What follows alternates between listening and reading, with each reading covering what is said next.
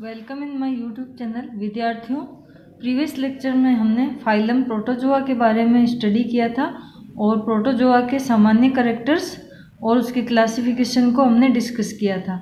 अब आपके नेक्स्ट देखिए फाइलम पोरीफेरा। संघ पोरीफेरा के कैरेक्टर्स। एक्वेटिक, ये जलीय होते हैं, मोस्टली मेराइन और सम फ्रेश वाटर। अधिकतर समुद्री होते हैं पोरीफेरा के जंतु और इसमें कुछ फ्रेश वाटर या अलवण जल में भी रहते हैं। जनरली हम इनको स्पंज बोलते हैं। जो फाइलम पोरीफेरा है इसको हम स्पंज कहते हैं।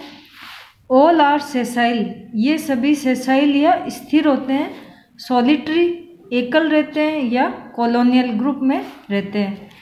मल्टीसेलुलर एनिमल्स, ये बहुकोशिकीय जंतु होते हैं पोरीफेरा के।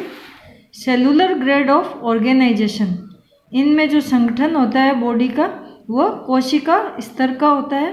बॉडी शेप सिलेंड्रिकल या वाश टाइप होती है।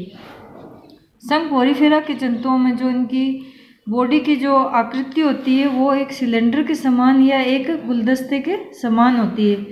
इनमें सममिति रेडियल पाई जाती है, सिमेट्री रेडियल पाई जाती है। बॉडी वाल देखिए, इनकी 3 लेयर्स में बटी होती है, आउटर, मिड और इनर। 3 प्रकार की लेयर्स होती हैं बॉडी में। जो सबसे आउटर या बाहर की साइड होती है उसको पिनेकोडर्म कहते हैं। मिड में जो होती है उसको मेसेनकाइम कहते हैं। मध्य वाली जो परत है उसको मेसेनकाइम कहते हैं। और इनर या सबसे आंतरिक जो परत होती है उसको कोइनोडर्म कहते हैं। इस प्रकार पोरीफेरा में बॉडी वाल 3 स्तरों की बनी होती है। Numerous pores found on the body surface called as ostia.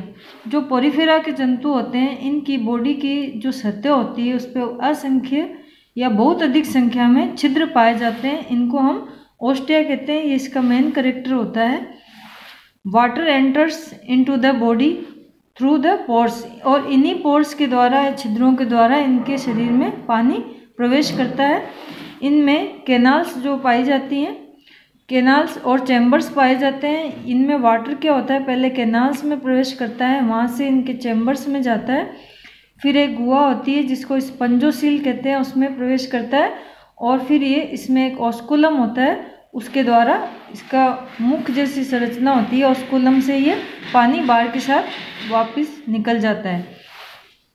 इनमें जो कैनाल सिस्टम होता है, कैनाल तंत्र पाया जाता है। ये जो पानी इनके शरीर में ओस्टिया द्वारा प्रवेश करता है और ऑस्कुलम के द्वारा बाहर निकल जाता है।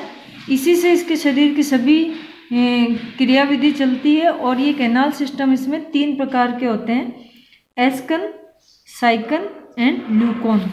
एस्कन, साइकन, ल्यूकोन 3 प्रकार के मुख्य कैनाल सिस्टम इनमें पाए जाते हैं। Skeleton made up of spicules और स्पॉन्जिन फाइबर्स, ये आपके प्रैक्टिकल में भी है इसकी स्लाइड स्पॉन्जिन फाइबर्स की। इनका जो कंकाल होता है वो स्पिक्यूल कंटिकाओं या स्पंजिन रेशों का बना होता है। स्पिक्यूल्स आर सिलिशियस, इनके जो स्पिक्यूल्स होते हैं वो सिलिशियस होते हैं या कैल्केरियस होते हैं, या तो सिलिका के बने होते हैं या कैल्शियम के बने होते हैं। Gas exchange bye simple diffusion, सामान्य डिफ्यूजन के द्वारा इनमें गैसों का आदान प्रदान होता है।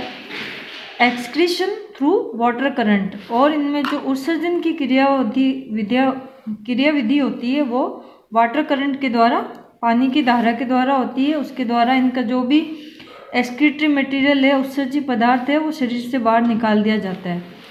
Neural and sensory cells are absent, इनमें जो न्यूरल या संवेदी कोशिकाएं होती हैं, तंत्रिका या संवेदी कोशिकाएं, वो अनुपस्थित होती हैं। Reproduction asexual and sexual type का होता है। अलैंगिक जन्म यदि इनमें पाया जाता है तो वो जेम्यूल के द्वारा होता है।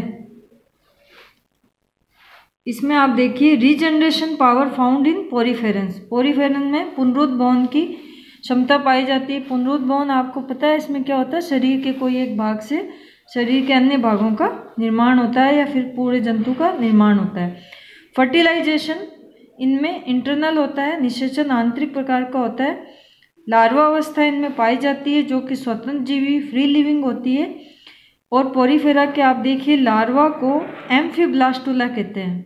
ये आपके क्वेश्चन है, पोरीफेरा के लार्वा को एम्फीब्लास्टुला या फिर पेरेनकाइमुला कहते हैं। ये पोरीफेरा का लार्वा होता है, स्वतंत्र जीवी होता है ये।